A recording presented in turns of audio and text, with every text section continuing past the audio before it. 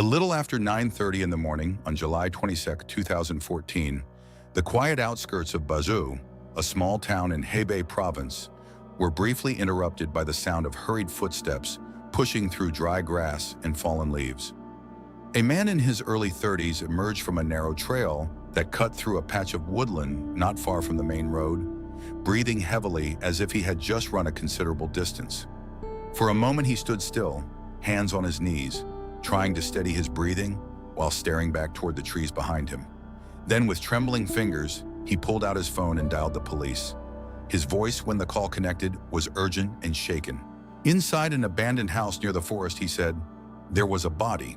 By 10:00 a.m., officers from the Bazhou police station were already making their way toward the location the caller had described. The path leading there was narrow and uneven, surrounded by tall weeds and low trees that blocked the view from the nearby road. Police vehicles could not drive all the way in, forcing investigators and forensic technicians to continue on foot, carrying their equipment through a patchwork of dirt paths that wound between cornfields and scattered shrubs.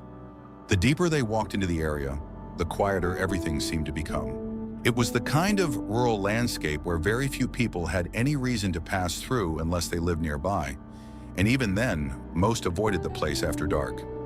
The abandoned structure eventually appeared between the trees, a small one-room brick house with a sagging roof and a single doorway facing the open field. From a distance, it looked like many of the other forgotten buildings scattered across northern rural China, structures that once served as storage sheds or temporary shelters for farmers, later left behind as villages expanded elsewhere. The door hung loosely from its hinges, slightly open, allowing the interior to be seen from the outside. Even before entering, the investigators could tell something was terribly wrong inside. The body of a young woman lay on the floor of the dim interior space, partially obscured by the shadows cast through the broken doorway and the narrow window along the wall. The scene suggested she had been there for several days. Dust and debris covered much of the floor, mixed with cigarette butts, scraps of plastic, and other items that might have been left behind by people passing through the building over time. At first glance, it was difficult to distinguish which objects belonged to the ordinary neglect of an abandoned house and which might be connected to the crime that had just been reported. As forensic technicians began documenting the scene, the isolation of the location quickly became one of the most unsettling aspects of the investigation. The house stood far from any residential street, surrounded by farmland and small clusters of trees, with a narrow dirt road stretching back toward the main highway several kilometers away. A few old graves scattered near the edge of the field added an eerie stillness to the landscape, reinforcing just how rarely people came here. If something had happened in this place days earlier, it was entirely possible that no one would have heard or seen anything at all. Initial examination of the victim indicated that she was likely in her early 20s. Signs at the scene suggested she had been restrained and attacked before dying from severe head injuries. The exact timeline was not yet clear, but the condition of the body suggested the crime had occurred approximately 3 days earlier. That meant whoever had committed the act had already disappeared long before the police even knew a crime had taken place. But the most immediate question confronting investigators was perhaps the most perplexing one. This abandoned house was not somewhere a person would accidentally wander into while passing through town. It required leaving the main road, walking through a quiet agricultural area, and continuing down a path that grew increasingly isolated the further one traveled. For a young woman to end up here, something or someone must have led her to this exact location. At that moment, standing inside the dim and silent building, the investigators could not yet know that the answer to that question would eventually lead them far beyond the abandoned house itself, into a chain of digital messages, deleted conversations, and a carefully orchestrated meeting that had begun days earlier on a smartphone screen. For now, all they had was a silent crime scene, a victim whose identity was still unknown, and a growing realization that this tragedy had likely started long before anyone stepped foot inside the forest. The process of identifying the young woman found inside the abandoned house did not take long, but the answer it revealed only deepened the tragedy surrounding the case. After reviewing missing person reports in the surrounding provinces, investigators soon matched the victim to a report filed days earlier by a woman searching for her younger sister. The victim's name was Ding Ding, a 24-year-old woman from Tianjin, a large coastal city located several hours away from Bazhou. When her sister was brought to the station and asked to confirm the identification, the atmosphere inside the room reportedly became heavy with silence. For the investigators, the unknown victim from the forest now had a name, a family, and a life that had ended far too suddenly. Friends and co-workers described Ding Ding as energetic, determined, and unusually dedicated to her work. She had been employed by a company that sold beauty and health products, a business that relied heavily on personal networks and direct marketing. Like many young professionals in China's rapidly expanding online economy, she spent a great deal of time using WeChat, the country's most widely used messaging platform, to promote products and recruit potential partners into her sales network.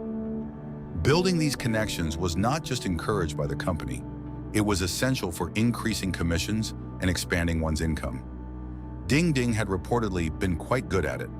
Her manager later told investigators that she was one of the most proactive employees in the department, often contacting new people and patiently explaining the business model to anyone who seemed interested. According to the company's internal records and conversations with her colleagues, Ding Ding had recently connected online with a man who appeared eager to learn more about the products she was selling. Their conversations were friendly and professional at first. The man asked questions about how the sales system worked, how commissions were earned, and whether he could join the team as a distributor. For someone in Ding Ding's position, this kind of interest was exactly what she hoped for. Recruiting a new partner into the network could increase both her own earnings and the overall reach of the company's sales structure. By all accounts, she believed she had found a promising new contact. At some point during their conversation, the man suggested they meet in person to discuss the opportunity in greater detail. He explained that he was currently working in Bazhou and could not easily travel to Tianjin, but he insisted that he was genuinely interested in the business and wanted to hear more about it face-to-face. Ding Ding, eager to secure a new partner and confident in the professional nature of their discussions, agreed to make the trip. It seemed like a small investment of time for what could potentially become a valuable connection. On the day she disappeared, Ding Ding informed her manager that she would be traveling to Bazhou to meet this potential recruit. The conversation appeared ordinary enough that no one around her thought to question the decision too strongly. However, her manager admitted later that she did feel a slight sense of concern when she heard that Ding Ding would be meeting someone she had only spoken with online. To ease that worry, the two women kept in contact through WeChat messages while Ding Ding made the trip. Surveillance cameras in Bazhou later helped investigators reconstruct part of what happened after she arrived. In the footage captured near the town's transportation area, Ding Ding can be seen walking alone along the roadside, carrying a dark bag over her shoulder. At first glance, nothing about the scene appears unusual. She walks at a normal pace, occasionally glancing down at her phone as though checking messages or directions. But what caught investigators' attention was the fact that no one ever seemed to meet her. She crossed the street at one point and continued walking further away from the main road, gradually moving toward the quieter outskirts of the town. The cameras followed her for only a short distance before she disappeared from view. There were no visible signs of struggle, no vehicle pulling over, and no obvious person approaching her. Instead, she appeared to be simply walking forward, guided by something only she could see, likely the instructions arriving through her phone. Around 40 minutes after she arrived in Bazhou, Ding Ding's manager decided to send another message to check on her. The reply she received would later become one of the most haunting details of the entire investigation.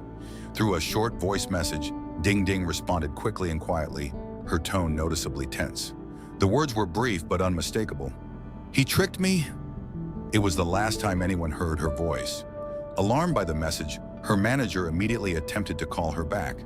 The phone rang, but there was no answer. Within minutes, the line went dead completely, as if the device had been switched off or had lost signal. Repeated attempts to reach her afterward failed. What had begun as a routine business meeting had suddenly turned into something far more troubling. At the time, no one yet knew exactly where Ding Ding had gone after the cameras lost sight of her, or why she had sounded so frightened in that final message. But as investigators stood inside the abandoned house days later, examining the quiet room where her life had ended, one conclusion was beginning to take shape. Ding Ding had not wandered into this remote place by accident. Someone had been guiding her there, As investigators continued examining the abandoned house where Ding Ding had been found, the early stages of the investigation quickly became more complicated than anyone expected. Unlike a controlled indoor environment, the small brick structure had been left open for years, which meant that anyone passing through the rural area could have entered it at any time. The floor was scattered with cigarette butts, plastic bottles, scraps of paper, and various small objects that appeared to have accumulated over months or even years. Some of the items looked old and weathered, while others appeared relatively fresh.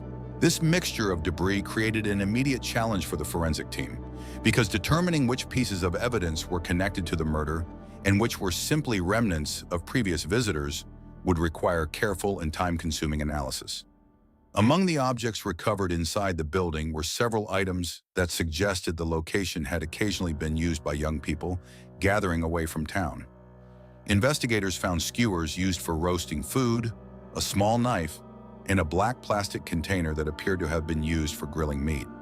The items were arranged neatly enough to suggest that someone had brought them intentionally rather than abandoning them casually. While these discoveries did not immediately connect to the murder, they did indicate that the house was not completely forgotten. From time to time, groups of people had likely stopped there to rest, smoke, or shelter from the weather, which meant the number of potential individuals who had left traces inside the building could be extremely large. One particular detail quickly drew the attention of the forensic team. On the windowsill near the interior wall, investigators noticed a cigarette butt that appeared noticeably newer than the others scattered across the floor. Its filter still retained a relatively fresh color and showed far less dust accumulation compared to the rest of the debris. In a location where most objects had clearly been sitting untouched for long periods of time, this small difference stood out. If the cigarette had been smoked around the time the crime occurred, it might belong to someone who had been present during the critical window when Ding Ding was killed. Not long after the body was discovered, the man who had initially called the police was brought to the station for questioning as a routine step in the investigation. His name was Shishi, and according to his account, he had simply been passing through the wooded path that morning when he noticed the abandoned house and decided to take a look inside. Upon seeing the body, he said he panicked and ran back toward the road before calling the authorities. At first, his explanation appeared straightforward. People occasionally use the path to cut across the fields, and nothing in his initial statement immediately contradicted the physical evidence. However, as investigators reviewed the scene more carefully, Shizi's presence began to attract greater scrutiny. Because he had been the one to discover the body, police needed to verify every detail of his movements in the days leading up to the discovery. During questioning, he mentioned that he sometimes walked through the area because he enjoyed the quiet surroundings and that he worked at a nearby farm about 1 kilometer away. The explanation seemed plausible at first, but when officers later visited the farm he had mentioned, none of the workers there recognized him or confirmed that he had ever been employed there. Around the same time, laboratory analysis of the cigarette butts collected from the house produced another unexpected development. DNA extracted from the filter of the cigarette found on the windowsill matched the DNA sample provided by Shizi during routine testing. Under normal circumstances, this kind of result would immediately place him at the scene near the time of the murder. For the investigators handling the case, the discovery was significant enough to transform what had begun as a simple witness interview into something far more serious. The man who claimed to have merely discovered the body was now potentially linked to evidence found at the crime scene. When confronted with this information, Shizi offered an explanation that only deepened the uncertainty surrounding him. He admitted that he had lied earlier about having a stable job at the nearby farm. In reality, he said, he had recently lost his employment and had been struggling financially. According to his revised account, he had been reluctant to admit that he was unemployed because he feared it would make him appear suspicious if the police believed he was simply wandering around a remote rural area with no clear purpose.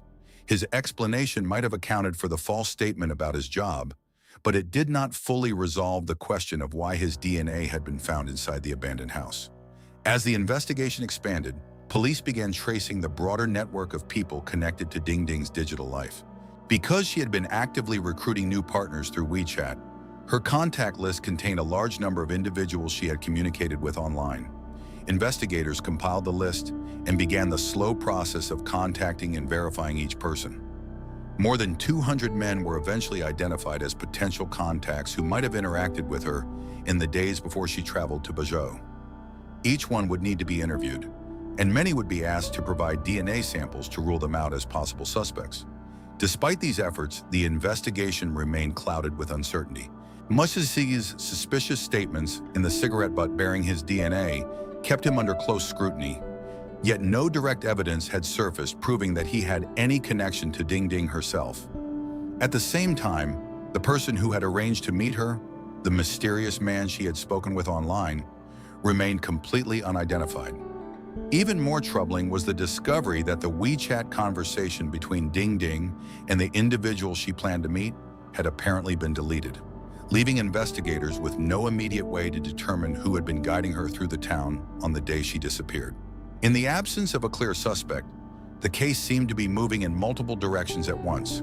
One possibility pointed toward the man who had found the body. Another pointed toward the unknown individual who had lured Ding Ding to Bazhou in the first place. For the detectives working the case, the challenge now was to determine which of these paths would eventually lead them to the truth. Meanwhile, somewhere beyond the quiet fields and narrow dirt roads surrounding the abandoned house, the person responsible for Ding Ding's death was still out there, waiting for the investigation to either reach them or pass them by entirely. While investigators continued examining physical evidence from the abandoned house and interviewing potential witnesses, another team within the police department focused on a different source of information: surveillance cameras. Although the rural area where the body had been discovered was largely isolated, Bazhou itself still had a network of cameras positioned near major roads, intersections, and transportation hubs. If Ding Ding had traveled through the town before disappearing, there was a chance that at least part of her route had been recorded. Hours of footage were carefully reviewed frame by frame. Eventually, investigators located a sequence that showed Ding Ding shortly after she arrived in Bazhou. In the video, she could be seen walking along the side of a road carrying a dark bag over her shoulder. Her pace appeared steady, and nothing in her body language suggested she was being followed or forced in any direction. However, what stood out to the investigators was how frequently she glanced at the phone in her hand. At times, she slowed down, as though checking instructions or listening to a voice message, before continuing along the road. The cameras followed her movements for several minutes as she crossed from one side of the street to the other and continued walking deeper into the outskirts of the town. No vehicle stopped to pick her up, and no person approached her in the footage that investigators could see. She appeared to be alone the entire time. Then, just as the road curved out of the camera's field of view, Ding Ding disappeared from the recording. Beyond that point, the surveillance network offered no further clues about where she had gone. However, when detectives expanded their review to include footage recorded shortly before Ding Ding appeared, they noticed something that had initially gone unnoticed. Approximately 10 minutes before she entered the camera's view, another individual had passed through the same area. The man was walking along the opposite side of the road, dressed casually in shorts and a short-sleeved shirt. Unlike most pedestrians captured on the footage, he did not seem to be in a hurry. Instead, he moved at a measured pace while occasionally glancing around the street as if observing his surroundings. At one point, the man lifted his phone close to his mouth, holding it in the position commonly used to record a voice message. His thumb moved across the screen several times while he continued walking. To someone watching the footage casually, the gesture might have seemed completely ordinary.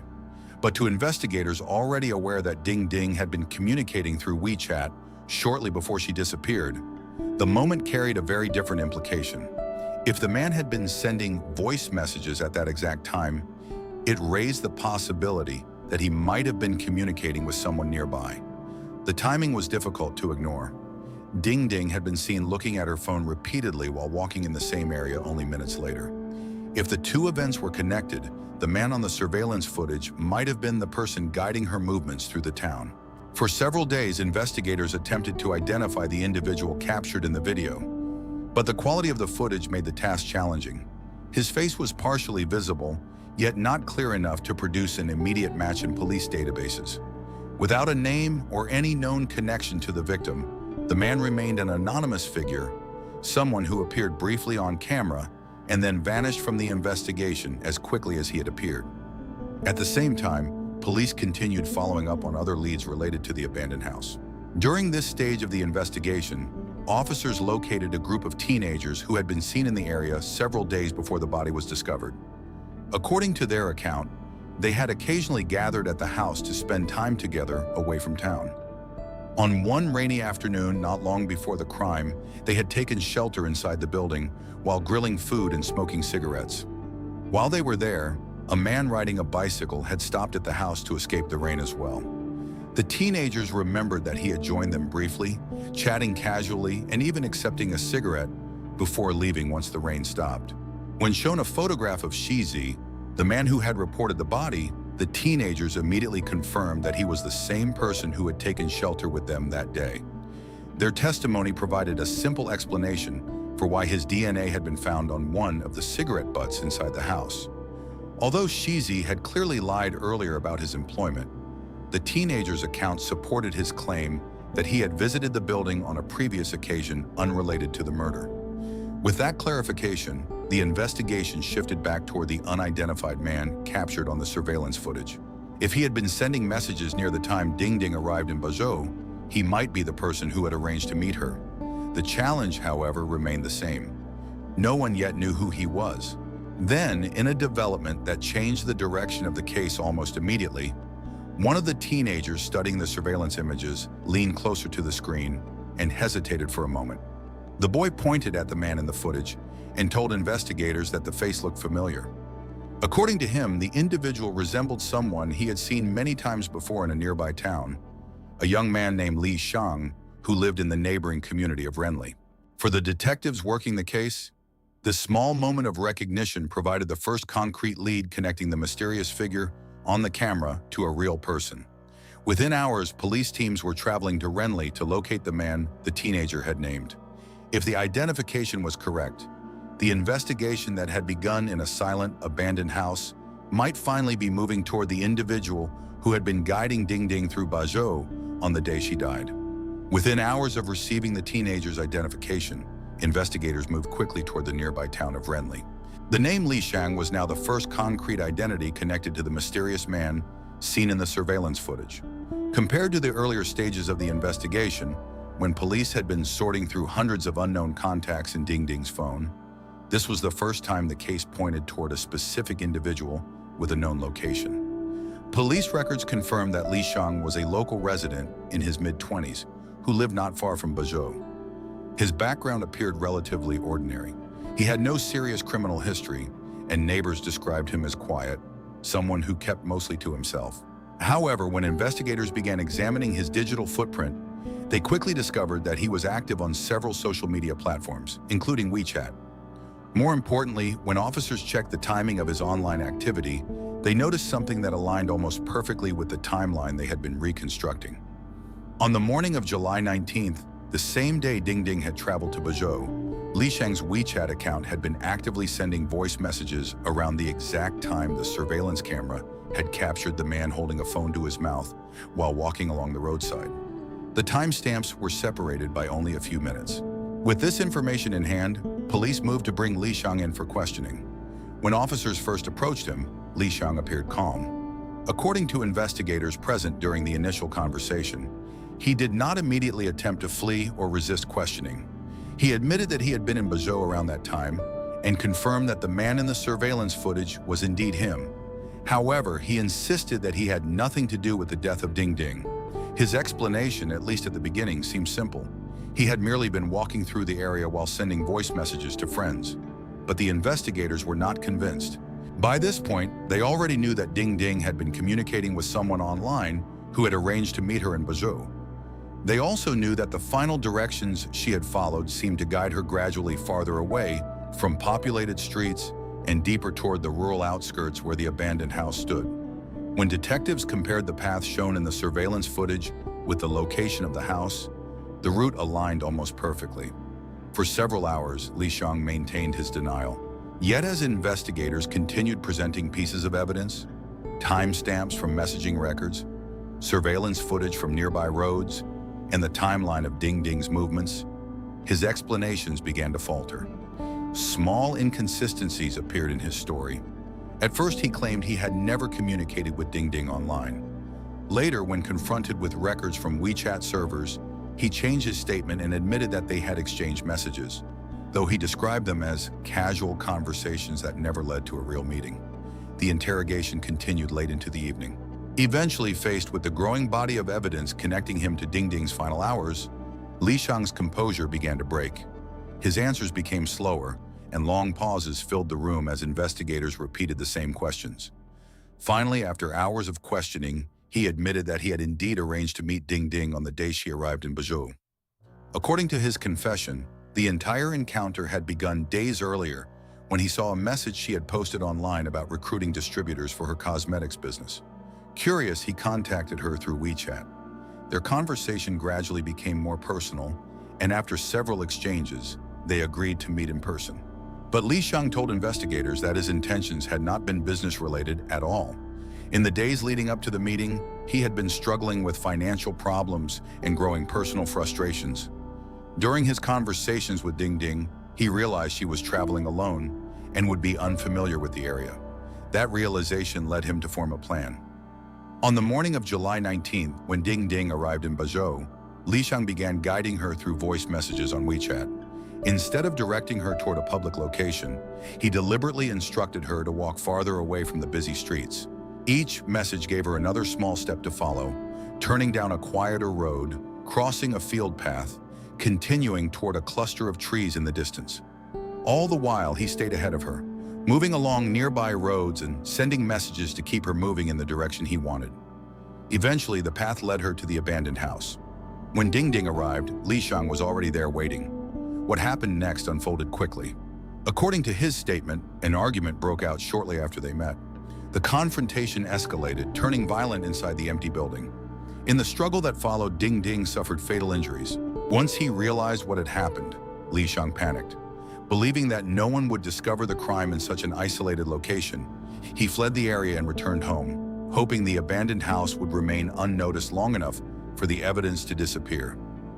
For 3 days, that assumption seemed to hold true, until the morning when a man walking through the woods stepped inside the house and made the phone call that would begin unraveling everything.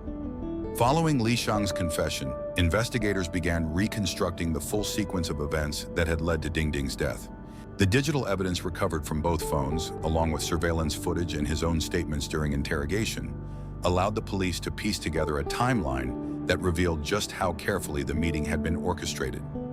Days before Ding Ding ever arrived in Bazhou, Li Xiang had already begun building a connection with her through WeChat.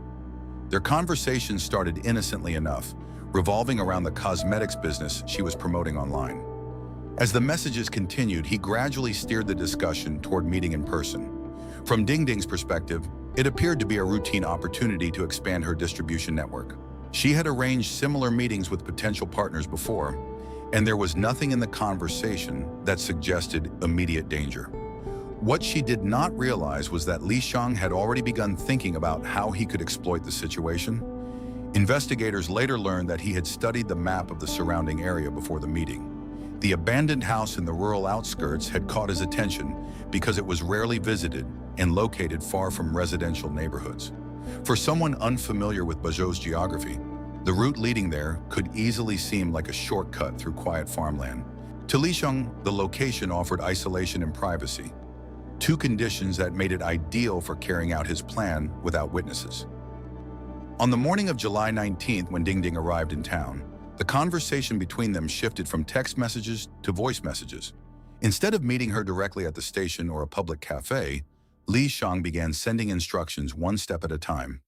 Each message guided her a little farther away from crowded streets, asking her to walk toward landmarks that seemed ordinary. A roadside path, a field trail, a cluster of trees near the edge of farmland. Surveillance cameras had captured fragments of this journey without revealing the full picture. In one video clip, Ding Ding could be seen walking alone, checking her phone repeatedly as she followed the directions she was receiving. Minutes earlier, another camera recorded Li Xiang walking nearby while holding his phone close to his mouth, sending the voice messages that continued guiding her toward the remote location. By the time she reached the abandoned house, she had unknowingly traveled nearly 2 kilometers away from the main road.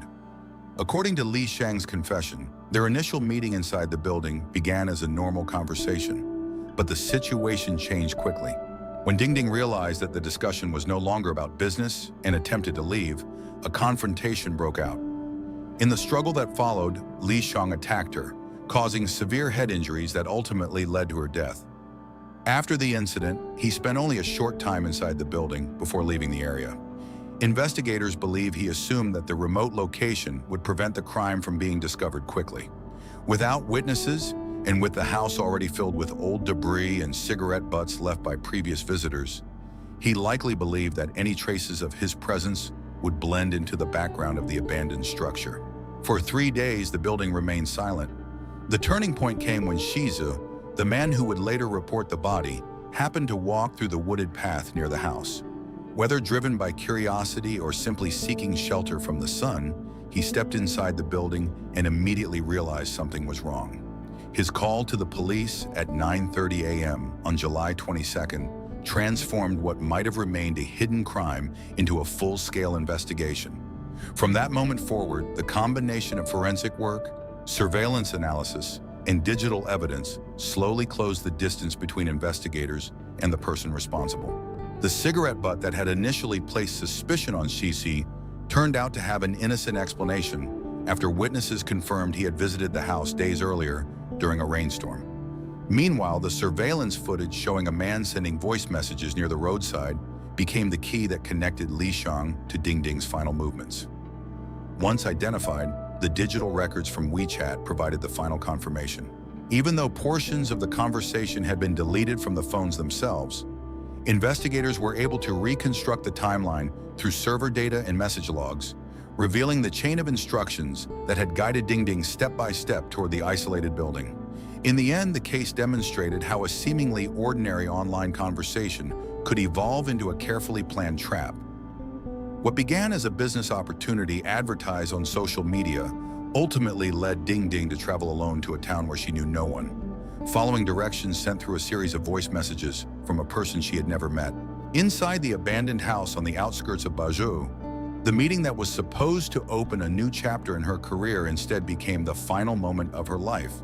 And although the crime scene itself had initially appeared chaotic and confusing, the quiet trail of digital evidence left behind in those messages eventually revealed exactly how she had been led there.